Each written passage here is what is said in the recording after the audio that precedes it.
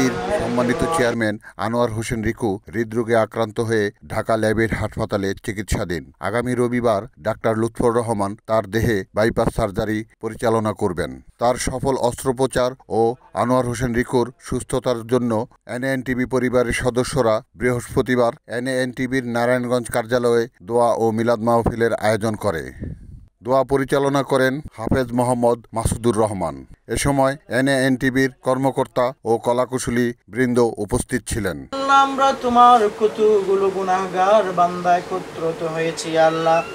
এনএএন টেলিভিশনের আল্লাহ অফিসিয়াল আমরা অবশ্য একত্রিত হয়েছি। দোয়া মোনাজাতের ব্যবস্থা করা হয়েছে, আয়োজন করা হয়েছে। বিশেষ করে এই টেলিভিশনের সম্মানিত চেয়ারম্যান মহোদয় জনাব আনোয়ার হোসেন রিকু সাহেব হার্ট অ্যাটাক জনিত সমস্যায় ভুগছেন, হাসপাতালে আছেন। ইয়া আল্লাহ, বিশেষ করে তার জীবনের সমস্ত গুনাহগুলো তুমি তাকে মাফ করে দাও।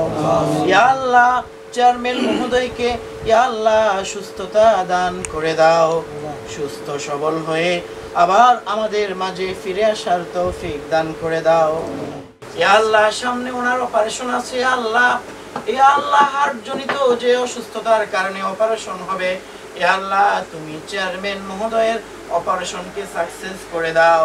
ইয়া আল্লাহ, অপারেশনের মধ্যে যেন কোনো ধরনের সমস্যা না হয়, তিনি যেন সুস্থ সবলভাবে স্বাভাবিকভাবে অপারেশন হয়ে এই অপারেশন জনিত যত অসুবিধা আছে সমস্ত অসুবিধাগুলোকে দূর করে তাকে সুস্থ করে দাও।